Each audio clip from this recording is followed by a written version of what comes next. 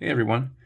So today I thought I would do a little video showing how to create different textures, and as an example I thought that I would use various pieces of tree limb and wood because that's a lot more interesting than the typical shading squares and spheres. So I've kind of designed something to accomplish a similar goal, but using natural items instead. So I've just penciled out some quick sketches of different kinds of branches here, um, sharp edges, rounded edges, a round of sod, tree trunk, that same sort of round split into pieces, and then a piece of lumber. And I thought that was just kind of a cool way of going about something that's um, traditionally done as an exercise of showing how to create those different textures. So to simplify the video, I'm just going to use one nib. This is a Hyro 41. It's a nib that I use more than any other just because of its versatility. It's fine enough where you can get those nice hairlines if you want, but it also is flexible enough where you can get a good heavy ink lay down if you also want that. And in the inkwell today, I've got, this is the ink I'm using, Speedball Super Black. Usually I transfer it into this inkwell, so I was sure to save the container so that you could see what I use.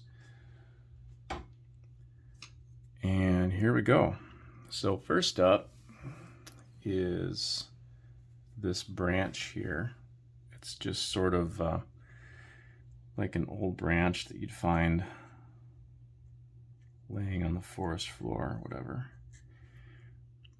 And the way that I go about inking things is I'll kind of determine a light direction, and for this example I think I'll have the light coming from the upper left. I'm just going to start by inking the heavier shadow side first. And you can see I'm just following the irregular line that I've drawn with the pencil, and I'm making it nice and heavy by going over a couple times with the nib.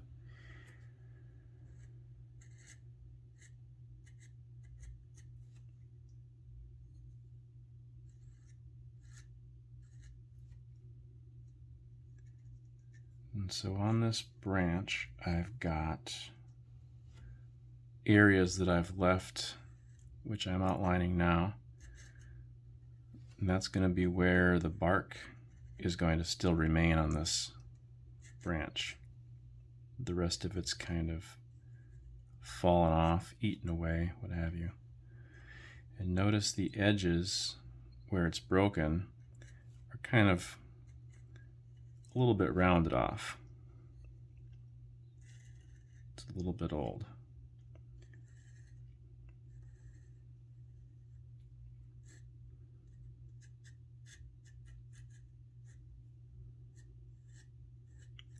And now I'm going to go in and draw some grains in the wood. Where the bark has fallen away, you can see the grains of the wood. And I'm just doing long flowing lines for the grain.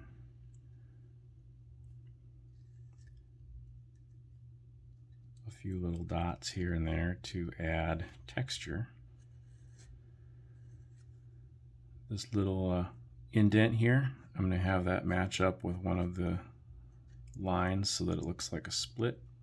There's a nice little split at the end here, and I did the same thing down here as well.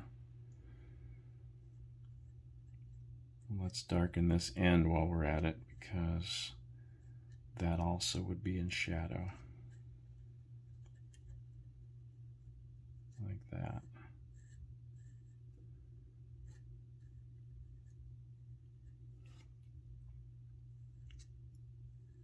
And just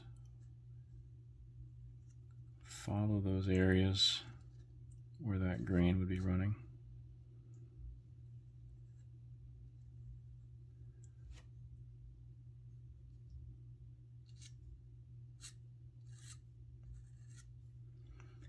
Some of the areas I'm going to have that grain kind of come from the side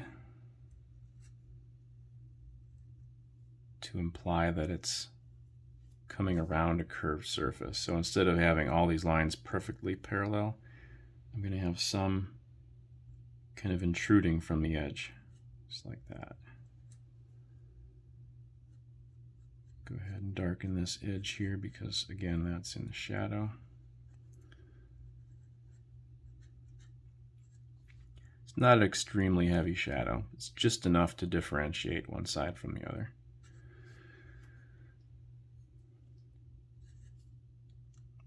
Again, I'm just going to add a few little dots here and there to simulate, I don't know, little holes that you see in wood that are made by insects, worms, etc.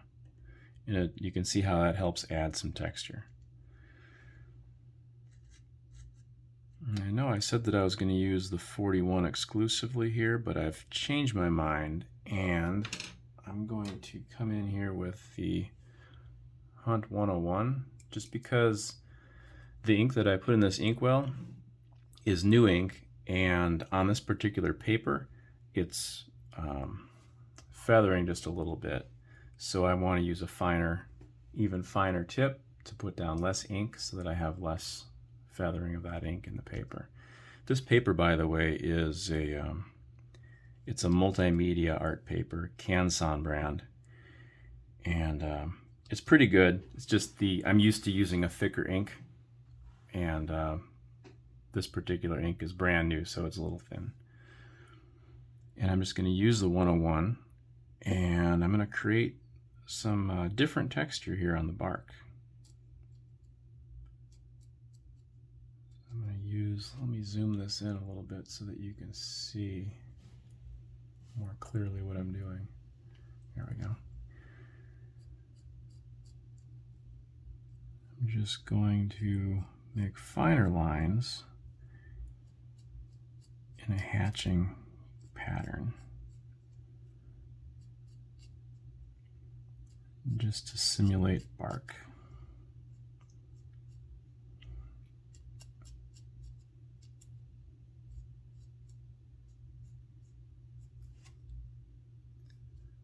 See how that creates a nice fine line.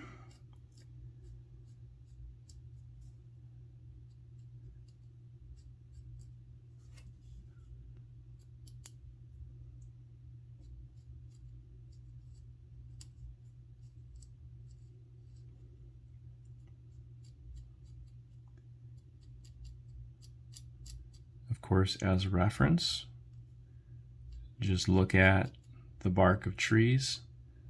There's lots of different kinds of bark out there. This is just kind of a generic rough bark, I guess you could say. But there's a lot of different types out there, and there's really no right or wrong way to do this. The idea is, though, that I'm just creating I'm differentiating the texture between the wood and the bark. So it doesn't have to be a perfect representation of bark, but the eye sees the difference between the two, and it fills in the gaps. Notice my lines are all fairly curved too.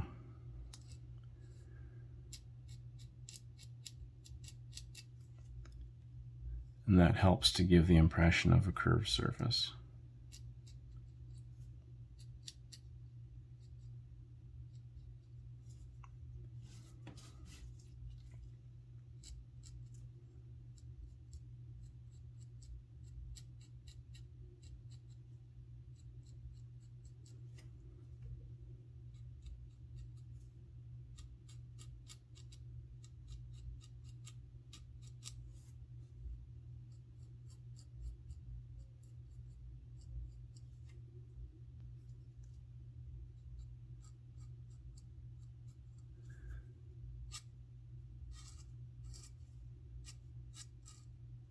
So there you go.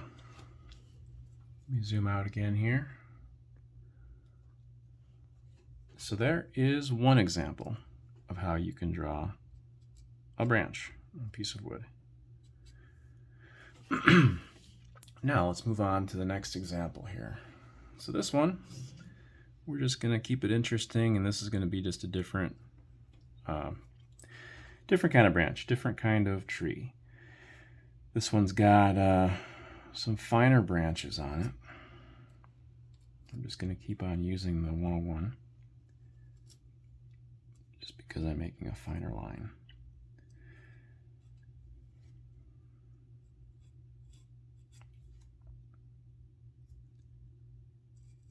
And this one is, let's say it's a little bit more of a fresh break. It's a little jagged up here. You can see the grain of the wood just sticking out from that jagged break. And other than these areas of break, you're not really going to see the wood grain. It's going to still have bark on it.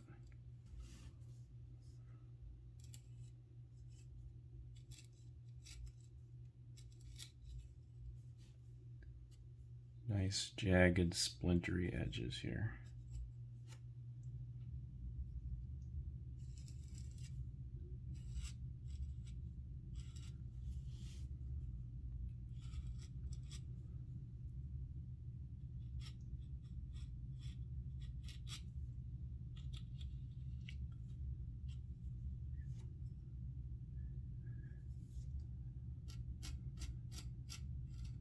I'm going to keep the lighting direction from the same position, so I'm just establishing the heavier edge here, the heavier shadow side.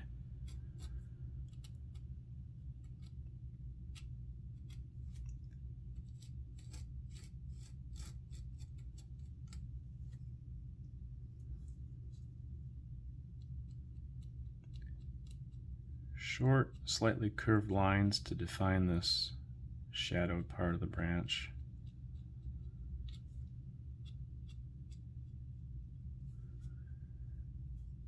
And a little more shadow here, give us some depth in this end.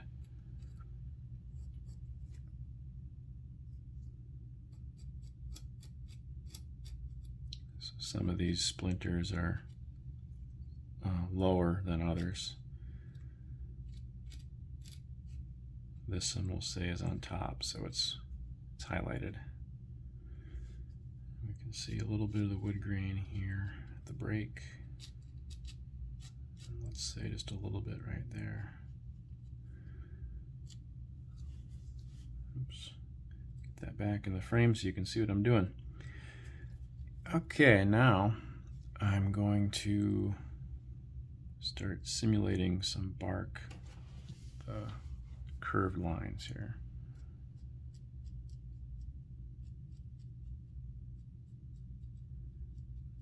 And this is going to be a different kind of bark.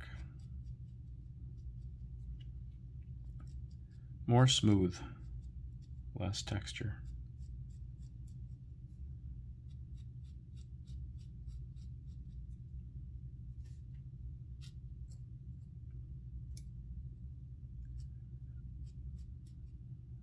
With branches, there's always little imperfections, little areas where there used to be a branch, some knots in the wood.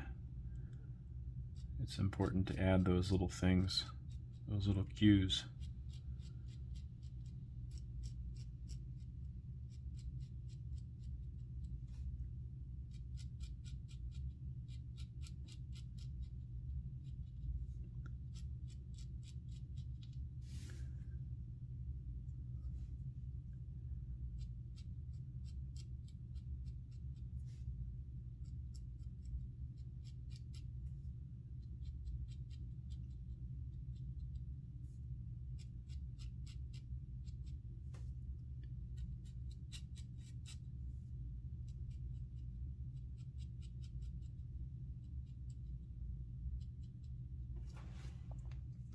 So the white space is important too. You could fill this whole branch with nice uniform lines, and that would be one way of doing it. But I feel like leaving some of the white is, it helps to add texture. So you can see that there's a difference here from one area to the next, especially on a natural surface like this, a rough surface. Leaving white is just another way to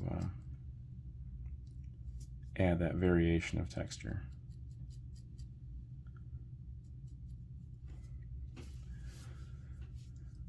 So I'm continuing to curve my lines just slightly, or at least angle them, so that I can maintain the visual impression of that curved surface.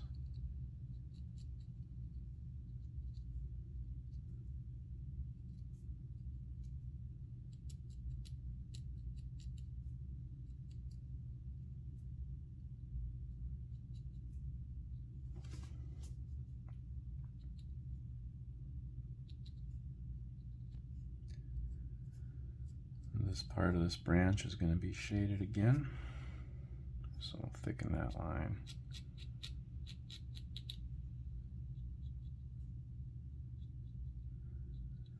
Yeah, I think this Hunt 101 nib was the right choice.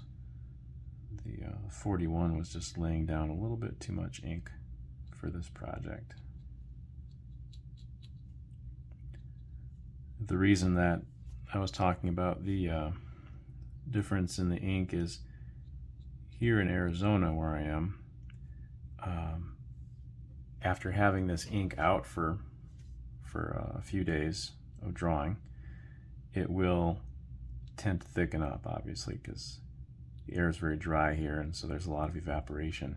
So the ink gets thicker as I draw from day to day, and I kind of compensate that by either adding more fresh ink to it, or I will switch nibs, and it tends to work pretty good.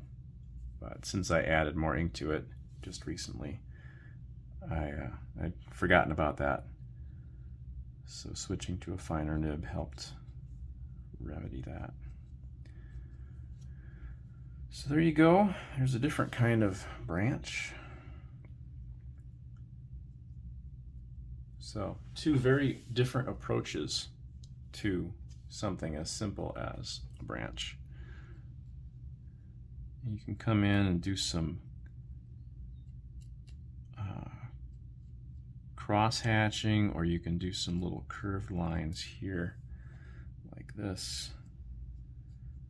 It's to simulate maybe some moss or lichen growing on the bark if you want to add further depth to it. You can come in here and cross hatch if you want to make more of a gradation here instead of a hard line of shadow to light. We can put some cross hatching in here like that to soften that.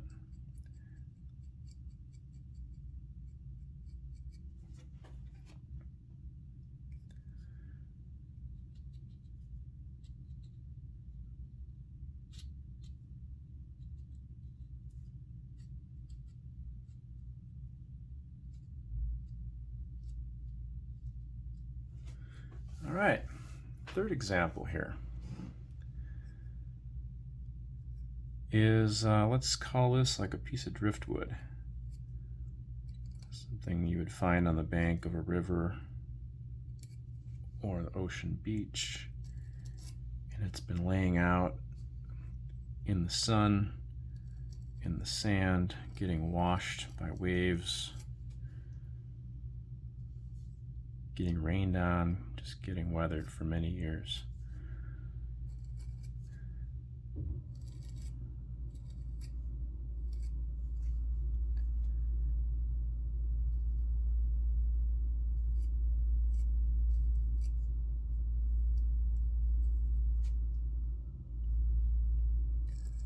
Just outlining it nice rounded edges.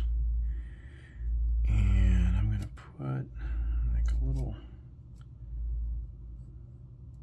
like a knot right here, some knots in the wood, places where there used to be branches.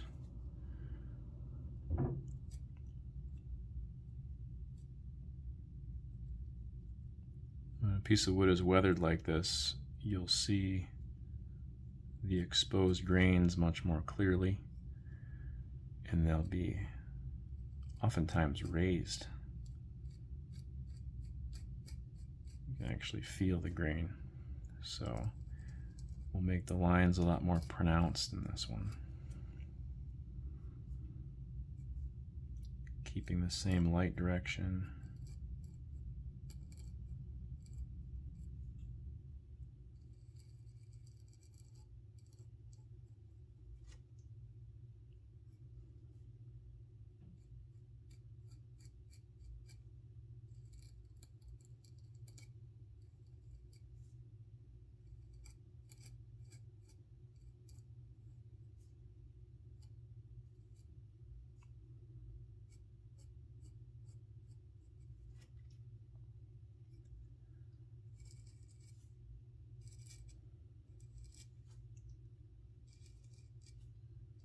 And this you can really have fun with these raised lines.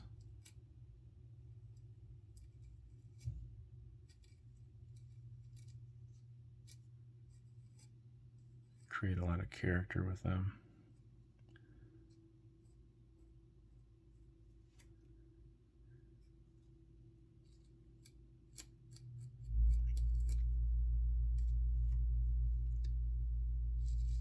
So in addition to these long lines, longitudinal lines, I guess you could say, running the length,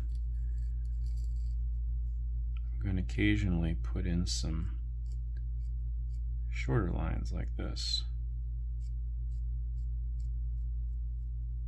And what that's doing is it's indicating just a variation in the tone on that piece of wood. So basically showing it's not all one uniform color or tone in the case of black and white.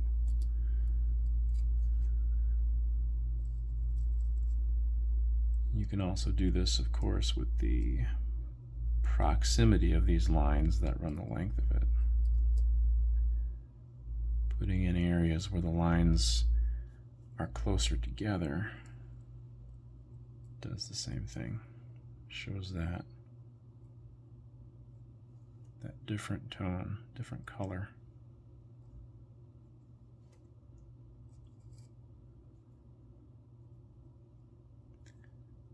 And then throw in a few dots here and there, different sizes of dots.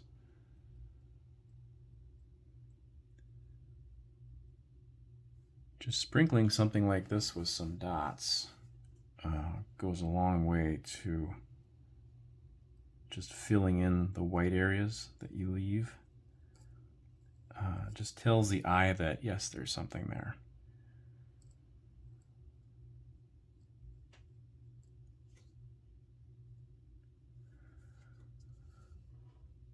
All right. At this point, I think I will cut the video off for YouTube. If you want to see me continue with the rest of this, go ahead and check out my Patreon. And for the balance of this will be for my patrons. Thanks for watching, everybody, and hope to see you over on Patreon. I'll be doing more videos like this in the near future. And have a great day.